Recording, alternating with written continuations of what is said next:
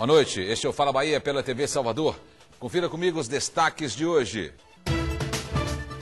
Terminal fechado. Rodoviários impediram a entrada dos ônibus na estação Mussurunga e os passageiros esperaram o transporte debaixo de sol forte.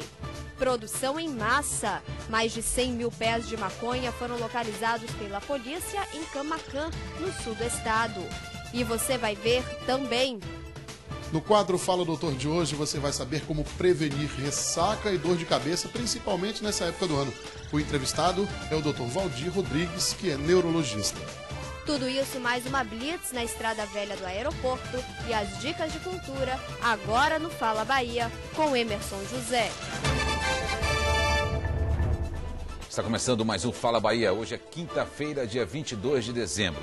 O nosso site é o falabahia.com. Você também pode seguir o Fala Bahia no Twitter. O endereço é twitter.com/fala_bahia. Vamos às manchetes dos principais jornais do país. Folha de São Paulo, varredura do Conselho Nacional de Justiça em 217 mil nomes causou guerra no Judiciário. Estado de Minas, Câmara de Campinas caça mandato de segundo prefeito. Correio Brasiliense, a Controladoria Geral da União aponta desvios de 67 milhões em programas para a Copa. Estado de São Paulo, demanda de vistos para os Estados Unidos tem recorde no Brasil e na China. E na minha coluna do jornal Correio de hoje, eu cito aqui, dá para você pegar aqui, Ted? Olha só o absurdo, hein? Eu falei até na rádio ontem. Bagunça cidadã. Resumindo aqui a nota. Uma cidadã empresária resolveu pagar o seu IPTU do escritório em parcela única no início do ano, pagou e agora recebe a cobrança da Secretaria da Fazenda dizendo que ela tem uma dívida lá. Ela informou a atendente que ela pagou a parcela única. A atendente falou, mas a gente precisa da prova. Eu falei, vou mandar. Ela falou, vou mandar por e-mail e por fax, né, o IPTU pago. A atendente disse para ela, não, a senhora tem que vir aqui na Secretaria da Fazenda. Ela não foi e está esperando a justiça acioná-la. Imagina, sair daqui lá para o centro da cidade, sair do escritório dela, me parece que é na Pituba, e até o centro da cidade. Quer dizer, não tem controle. E ontem, pela manhã, a Coelba mandou 2 técnicos na casa de uma senhora lá em Estela Maris. E na casa estavam uma menina de 16 anos, acompanhada do irmão de 3 anos, 2 menores de idade. 2 técnicos para cortar a energia. A menina entrou em desespero, ligou para a mãe dela. A mãe contou para ela onde estavam as contas, porque estava cobrando outubro, e novembro e dezembro dela. Os técnicos cortaram a energia. Quando a menina achou as contas, esfregou na cara dos técnicos da Coelba, aí eles religaram a luz. Isso se chama covardia. Bagunça, anarquia também.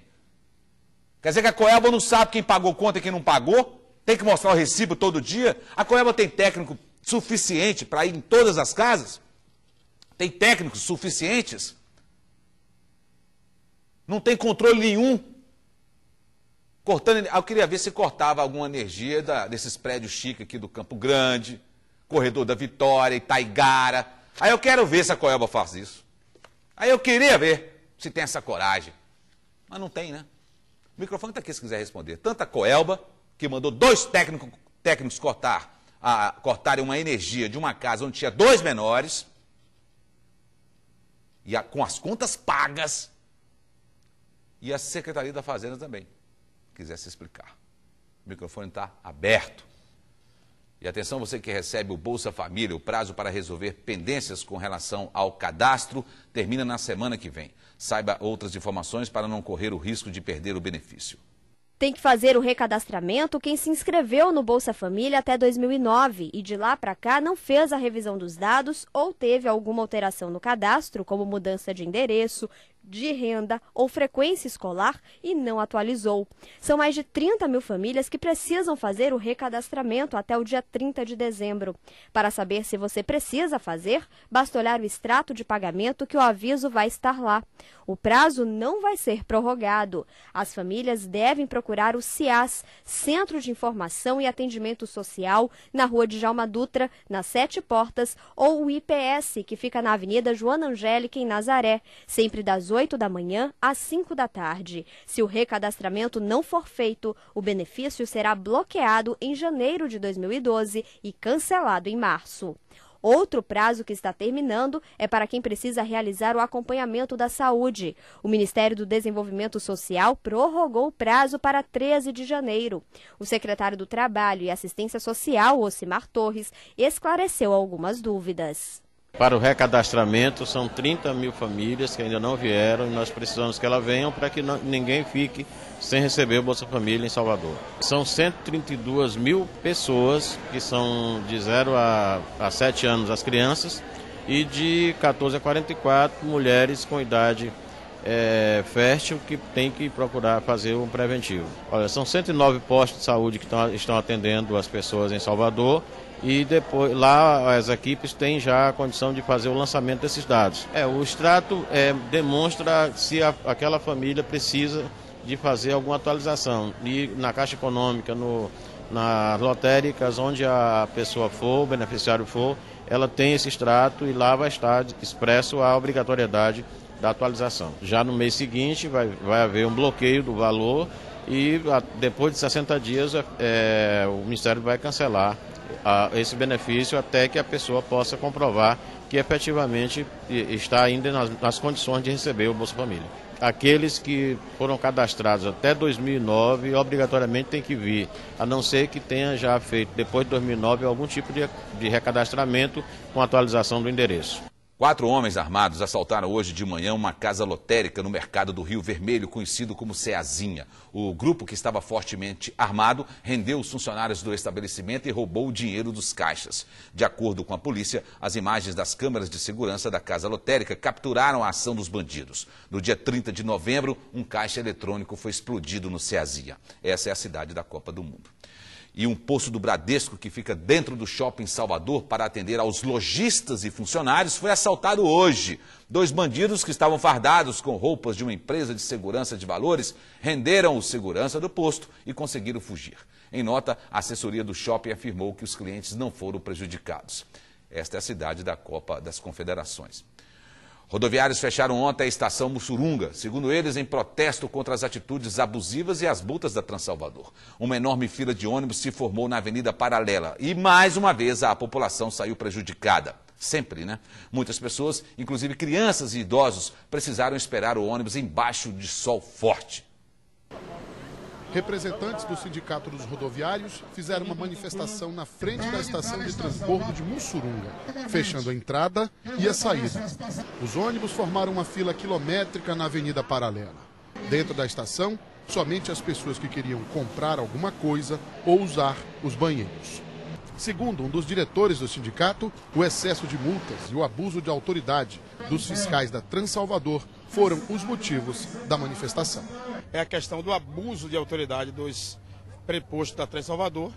E ontem aqui, após o companheiro chegar de uma carta horária estressante, porque você sabe que nós não temos trânsito, após chegar, já encerrando o seu turno, foi abordado pelo preposto, onde o mesmo queria que ele fosse fazer o itinerário.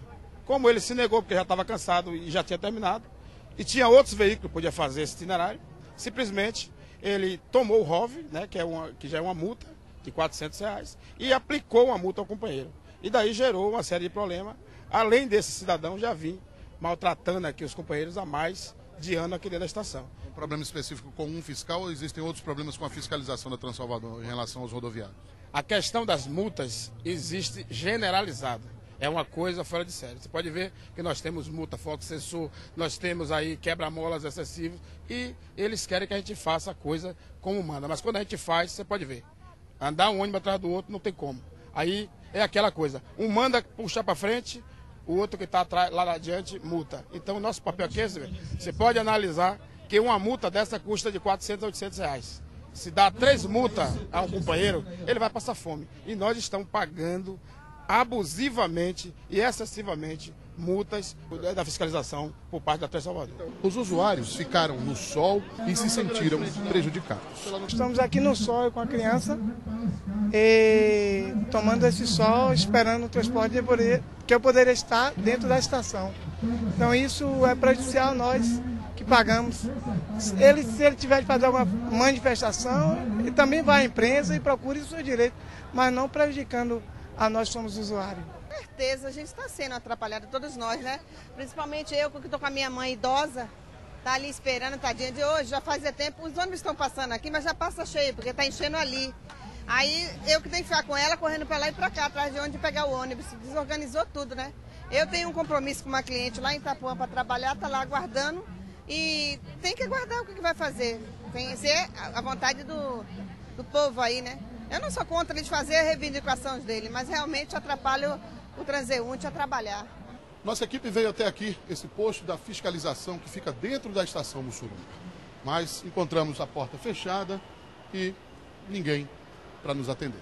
De acordo com os representantes do Sindicato dos Rodoviários, outras manifestações poderão acontecer caso a Transalvador não reveja as multas e a maneira de abordar os motoristas de ônibus. Cerca de 100 mil pés de maconha foram queimados hoje pela polícia de Camaquã, no sul do estado. A plantação ficava escondida em uma mata fechada do município. A dona da fazenda onde a droga era cultivada está presa.